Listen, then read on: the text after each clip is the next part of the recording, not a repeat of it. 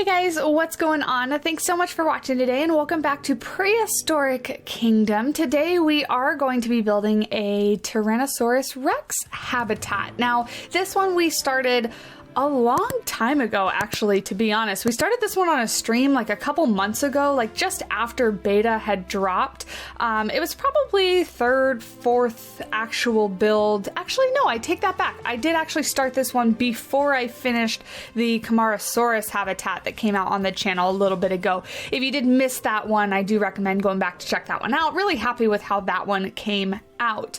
Before we get too far into the video, I do want to remind you, if you are enjoying, want to see future Prehistoric Kingdom content, do leave a like down on the video below, comment, let me know what you think, and subscribe, of course, so that you don't miss anything else. But getting into this build, this one was me trying to get a little bit more comfortable with the building mechanics of the game, or just the way that the game works. There's something just different about it when I go from other games like Planet Zoo to this one. The building just feels a little bit different and I haven't quite found my groove with it yet, which is why the other two habitats that I've released after beta has come out have been more naturalistic habitats, where it's just like kind of rocks, trees, stuff like that. This one I really wanted to try to get in and create something. So I'm working off of a reference picture here, and we're starting off with making a fence.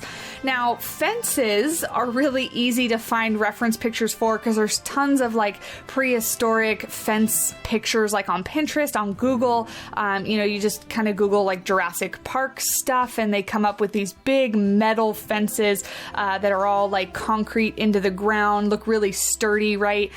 This one's kind of slanted, and I believe I end up slanting it the other way, like flipping this whole thing around because it's supposed to be slanted in towards the habitat, so that it makes it look like the animals can't actually get out. Of course, this would probably very likely be some sort of electric fence. We're talking about a T-Rex, right? We want to make sure that it stays in the enclosure because, you know, keeping T-Rex in their habitats has never gone poorly whatsoever. So we're going to do our best, keep our T-Rex in this habitat. And of course, I do want to address it because I get questions every single time I release a Prehistoric Kingdom video.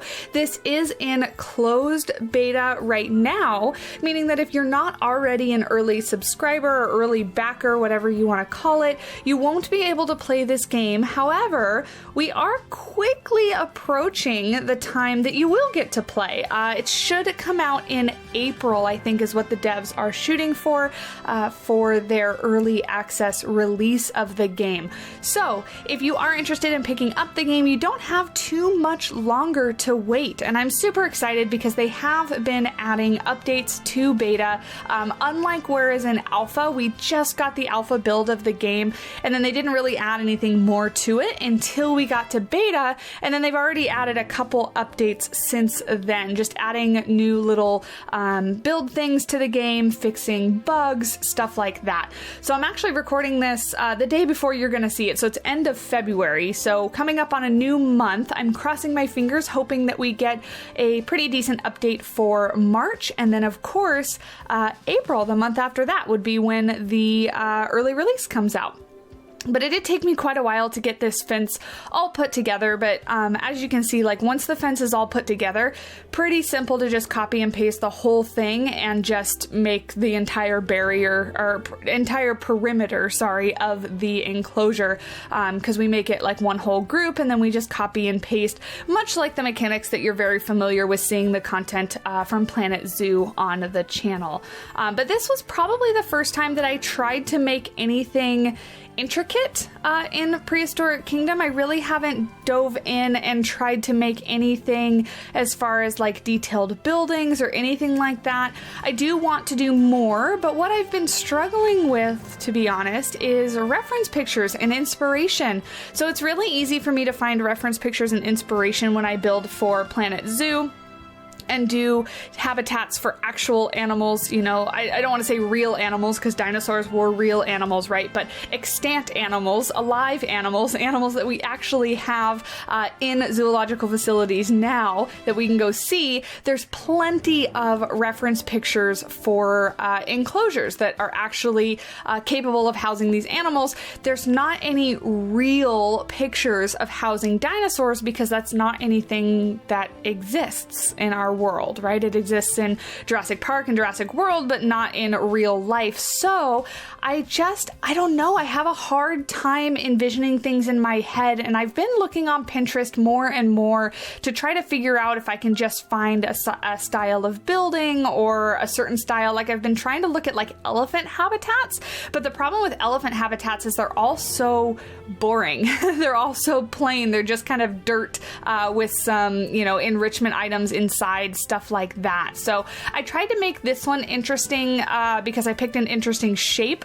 You see our dinosaur was doing yoga there. That was on stream. When you pick them up and move them around, sometimes their legs kind of go all askew. But anyway, so I picked an interesting shape and was trying to do something that was not a square. I end up, you'll see in a little bit, raising up the back portion of the habitat and giving the T-Rex like this little raised area, like a little mountain kind of thing.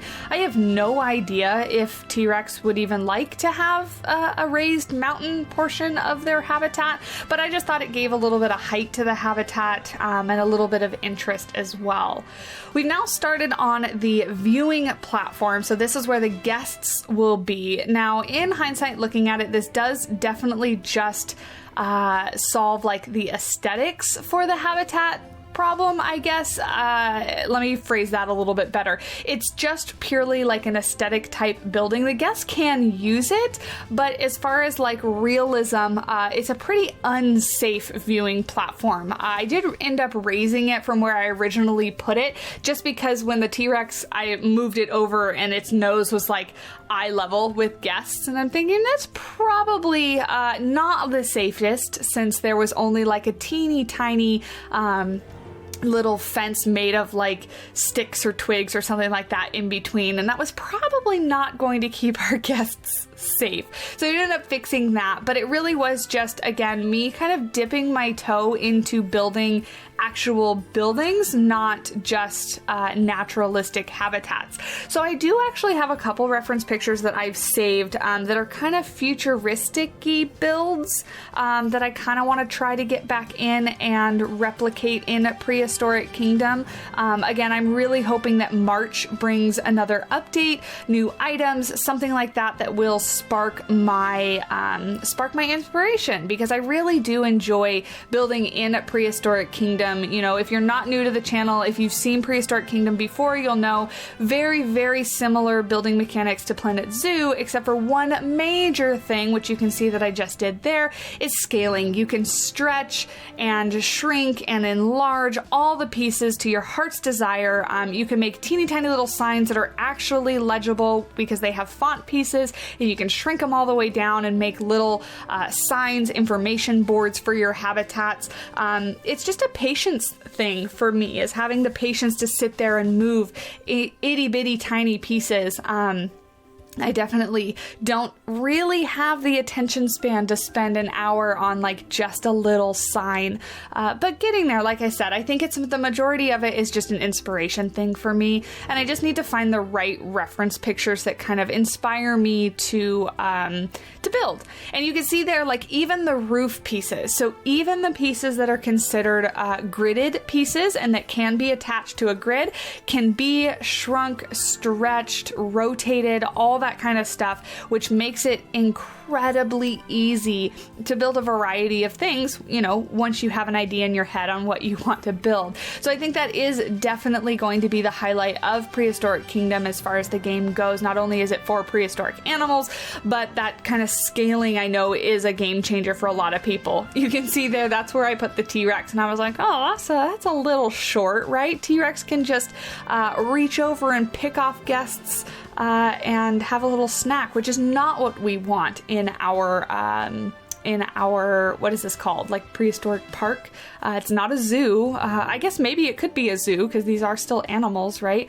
But you see, I lower it way down, but even still, like, I think if the T-Rex kind of stretched up, it could probably grab onto the balcony there, destroy the building a little bit. But we're going to ignore that. We're going to pretend that this T-Rex is it's a tame T-Rex. It's not going to try to destroy things. It's going to stay happy and content in its little habitat.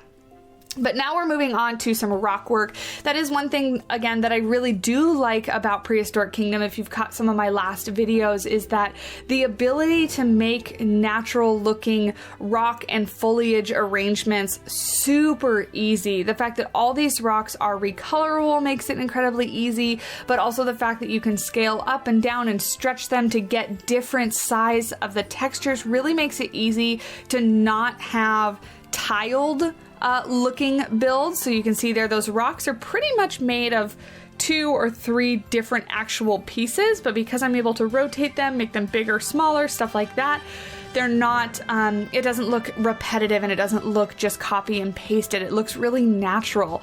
All the rocks in Prehistoric Kingdom do have lots of texture on them, and that would be my one ask to the dev team, is I would like to have a couple rocks that were relatively smooth. And that way we could just have a mixture of super textured, but then also super smooth rocks. Like if I wanted to make, because all these look really natural, like rocks you would see in the wild rocks versus tame rocks. No, you would see like out in nature, right? You would see rocks that have all these grooves and stuff, but I want to see more, maybe some more like faux rocks, like what you would see a zoo actually put in a park because they're man-made, stuff like that. Am I making any sense at all? Hopefully I am. I know what I'm talking about in my head, but hopefully it's coming across and I'm describing it correctly. You guys know what I mean, hopefully.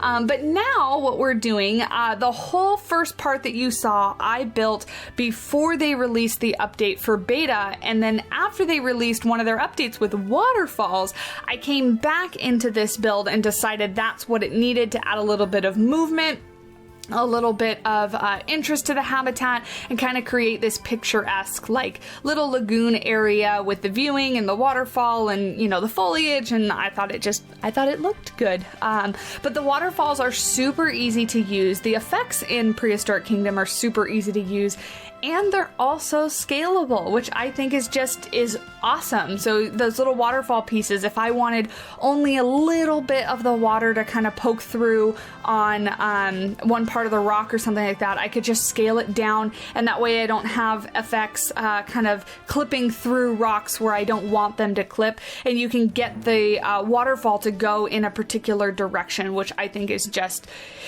awesome. It's just fantastic. So I really enjoy the effects in Prehistoric Kingdom, and I think the waterfall turned out great. It's a very simple waterfall, but I think it does the job and it looks fantastic.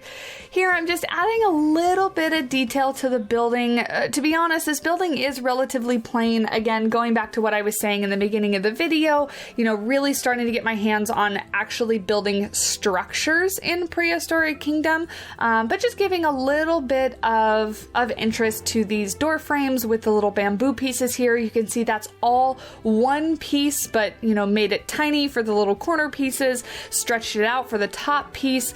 One thing scaling really does help with as well is your piece count, because you can stretch these things. You don't have to use like 3 pieces to span, you know, a door opening if the piece isn't long enough. You can just stretch it and it is only just one piece, which is awesome.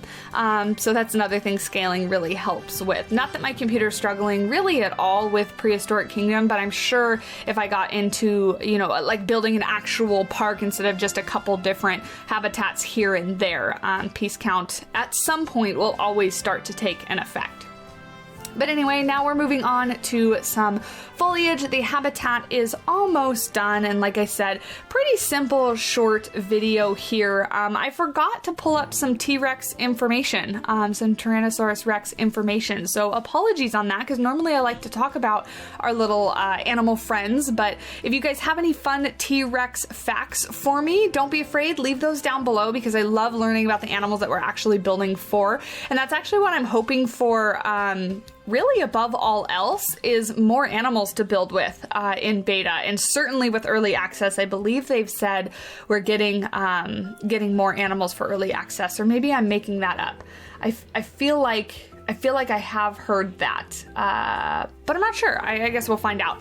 Here is where I've decided that it was too flat of an enclosure, and I wanted to raise it up. Now, hindsight looking at this is probably too small of a habitat for the T-Rex. Like if we're talking real life, real world kind of situation, a T-Rex is a massive animal, right? It's a massive, massive animal, much bigger than elephants, things like that. So it probably would need some more space.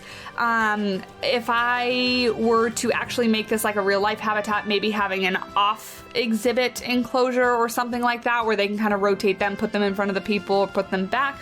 Although maybe you wouldn't want to be moving dinosaurs around too much, because I imagine the more you like open and close gates and move them from one habitat to another is probably the more likely something's gonna go wrong.